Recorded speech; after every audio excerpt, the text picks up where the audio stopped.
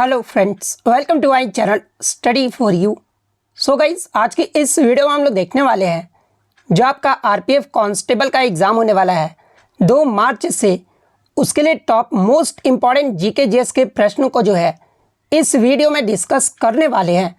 तो जो भी कैंडिडेट्स इस बार आरपीएफ कांस्टेबल का एग्ज़ाम देने वाले हैं, तो मैं आपको 100% ये गारंटी देता हूँ कि आपके आरपीएफ कांस्टेबल के एग्ज़ाम में यहाँ से प्रश्न जरूर पूछे जाएंगे। तो वीडियो को जो है लास्ट तक जरूर देखिएगा।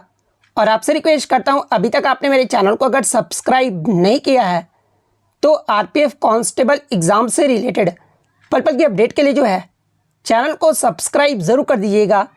और बगल में ही आपको एक बेल आइकन यानी घंटे का निशान भी दिख रहा होगा, तो आप उसे भी जो है ज़रूर प्रेस कर दीजिएगा। तो चलिए वीडियो को स्टार्ट करते हैं। तो आज का जो आपका पहला क्वेश्चन है कि which of the following is called sea of mountains, यानी निम्नलिखित में से किसे पर्वतों का सागर जो वो कहा जाता है। तो देखिए, पर्वतों का जो सागर है ना, ये आपके ब्रिटिश कोलंबिया को जो वो कहा जाता है। तो ऑप्शन बी ब्रिटिश कोलंबिया आपका यहाँ पे करेक्ट आंसर होगा।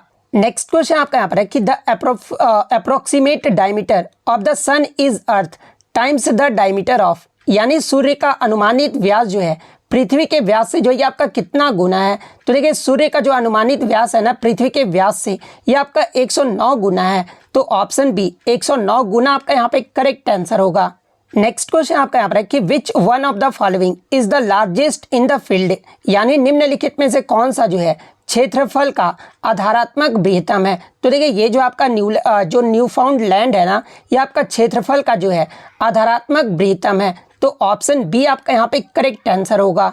नेक्स्ट क्वेश्चन आपका यहाँ पर है कि which of the following is called country of 1000 lakes, यानी निम्नलिखित में से किसे जो है 1000 झीलों का देश जो वो कहा जाता है। तो देखिए, ये फिनलैंड एक ऐसा देश है जिसे आपका 1000 झीलों का देश जो वो कहा जाता है। तो ऑप्शन ए फिनलैंड आपका यहाँ पे करेक्ट आंसर होगा। नेक्स्ट क्वेश्चन आपका यहाँ पर है कि solar system is the hottest planet in the, यानी सौर्य मंडल का जो है सबसे गर्म ग्रह कौन सा है। तो देखिए, सौर्य मंडल का जो सबसे गर्म ग्रह है ना, ये आपका वेनस है, यानी शुक्र ग्रह है। तो ऑप्शन सी आपका यहाँ पे करेक्ट आंसर होगा। नेक्स्ट क्वेश्चन आपका यहाँ पर है कि which of the following states has the highest literacy rate, यानी निम्नलिखित में से किस राज्य में जो है साक्षरता दर सबसे अधिक है। तो आपने तो केरल याद किया है कि सबसे अधिक जो साक्षरता दर है ये आपका केरल राज्य में है। लेकिन कभी कभी एग्जामिनर आपसे क्या करता है कि आपसे खेल जाता है, ठीक है, ऑप्शन में आपका केरल नहीं दिया रहता है। तो आपको 5 स्टेट का क्रम जो वो याद रखना है कि सबसे अधिक साक्षरता दर जो ये आपका केरल का है। उसके बाद आपका लक्षद्वीप यानी यूनियन टेरिटरीज लक्षद्वीप का है। उसके बाद जो आपका मिजोरम राज्य का है। तो देखिए, यहाँ पर आपका मिजोरम राज्य जो वो दिया गया है। तो देखिए, ऑप्शन के अकॉर्डिंग अगर बात कर ले तो जो साक्षरता दर जो सबसे अधिक है ना, ये आपका मिजोरम राज्य में है। तो ऑप्शन डी मिजोरम आपका यहाँ पे करेक्ट आंसर होगा। ओवरऑल अगर बात कर लेना तो केरल राज्य में आपका लिटरेसी रेट जो है ये आपका सबसे ज़्यादा है। उसके बाद सबसे कम की अगर बात कर ले तो देखिए, सबसे कम साक्षरता दर वाला जो राज्य है ना, ये आपका बिहार राज्य है 2011 की जनगणना के अनुसार। उसके बाद अगर बात कर ले, यहाँ से एग्जाम में एक प्रश्न पूछा जाता है कि किस राज्य की जो महिला जो साक्षरता दर है ना वो सबसे कम है। तो ऑप्शन में आपका बिहार नहीं दिया रहता है। तो देखिए, जब आपका बिहार ऑप्शन में नहीं दिया रहे तो देखिए, महिलाओं में साक्षरता दर बिहार के बाद जो है ये आपका राजस्थान राज्य का है। तो ये फैक्ट भी आपको ध्यान में रखना है। वहीं अगर बात कर ले 2011 की जनगणना के अनुसार भारत की जो लिटरेसी रेट है ये कितना रहा था, तो ये आपका 74.04% रहा था। जिसमें अगर पुरुष साक्षरता दर की बात कर ले तो देखिए, पुरुषों का जो साक्षरता दर है ना ये आपका 82% रहा था, और महिलाओं की जो साक्षरता दर है ना ये आपका 65% रहा था। तो ये फैक्ट भी आपको ध्यान में रखना है। और 2011 की जो जनगणना था ये आपका 15वीं जनगणना था, और स्वतंत्रता के बाद जो ये आपका 7वीं जनगणना था। इसके अलावा बात कर ले 2011 की जनगणना के बारे में, तो देखिए, सबसे अधिक लिंगानुपात वाला जो राज्य था ना, यानी सेक्स रेशियो वाला जो राज्य रहा था ना, ये भी आपका केरल राज्य रहा था। तो ये सारे पॉइंट जो आप ध्यान में रखिएगा। नेक्स्ट क्वेश्चन आपका यहाँ पर है कि the dispute over Siachen glacier is between, यानी सियाचिन ग्लेशियर पर जो विवाद है ना ये किसके मध्य है। तो देखिए, सियाचिन ग्लेशियर पर जो विवाद है ना ये भारत और पाकिस्तान के मध्य है। तो ऑप्शन सी आपका यहाँ पे करेक्ट आंसर होगा। नेक्स्ट क्वेश्चन आपका है कि in which state is the Tuirial hydro power project located, यानी ये जो आपका तुइरियल जो हाइड्रो पावर प्रोजेक्ट है ना ये किस राज्य में स्थित है। तो देखिए, ये जो आपका तुइरियल हाइड्रो पावर जो प्रोजेक्ट है ना ये आपका जो है मिजोरम राज्य में स्थित है। तो ऑप्शन बी मिजोरम आपका यहाँ पे करेक्ट आंसर होगा। नेक्स्ट क्वेश्चन आपका यहाँ पर है कि Europa is the natural satellite of, यानी यूरोपा जो है ना ये किसका प्राकृतिक एक उपग्रह है। तो देखिए अगर यूरोपा की बात कर ले तो ये जो आपका जुपिटर यानी बृहस्पति का जो है एक प्राकृतिक उपग्रह है। तो ऑप्शन सी आपका यहाँ पे करेक्ट आंसर होगा। नेक्स्ट क्वेश्चन आपका यहाँ पर है कि in the sequence of planets in the solar system which planets comes in between Mars and Saturn, यानी सौरमंडल के ग्रहों के क्रम में जो है मंगल और शनि ग्रह के बीच जो है ये आपका कौन सा ग्रह आता है। तो देखिए सौरमंडल के ग्रहों के क्रम में मंगल और शनि ग्रह के मध्य जो है ना ये आपका जुपिटर यानी बृहस्पति ग्रह आता है। तो ऑप्शन डी बृहस्पति ग्रह आपका करेक्ट आंसर होगा। नेक्स्ट आपका यहाँ पर है कि कुल्लू घाटी यानी Kullu valley is situated between, यानी कुल्लू घाटी जो है ना ये किसके बीच स्थित है। तो देखिए कुल्लू घाटी जो है ना ये आपका लद्दाख और पीर पंजाल के मध्य जो ये आपका स्थित है। तो ऑप्शन ए लद्दाख और पीर पंजाल आपका करेक्ट आंसर होगा।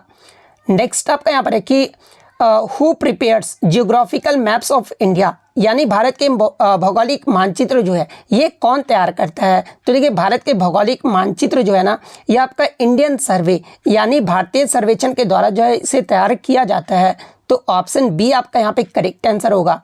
नेक्स्ट क्वेश्चन आपका यहाँ पर है which is the largest union territory of India, यानी भारत का सबसे बड़ा संघ राज्य क्षेत्र कौन सा है। तो देखिए भारत का जो सबसे बड़ा संघ राज्य क्षेत्र है ना ये आपका अंडमान और निकोबार द्वीप समूह है। तो ऑप्शन सी आपका यहाँ पे करेक्ट आंसर होगा।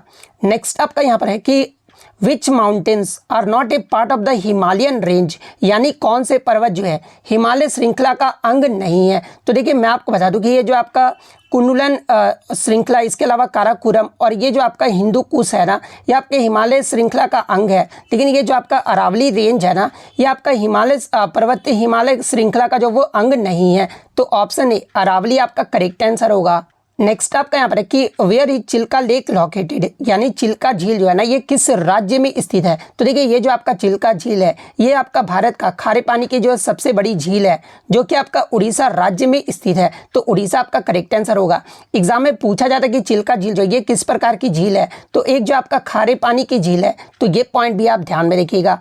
नेक्स्ट क्वेश्चन आपका यहाँ पर है कि where is saddle peak located in Andaman and Nicobar islands, यानी अंडमान निकोबार द्वीप समूह में ये जो आपका गद्दीदार चोटी जिसे सैडल पीक भी कहा जाता है ये जो आपका कहाँ पर स्थित है। तो देखिए ये जो आपका सैडल पीक है ना अंडमान निकोबार द्वीप समूह में ये आपका उत्तरी अंडमान में स्थित है। तो नॉर्थ अंडमान आपका यहाँ पे करेक्ट आंसर होगा।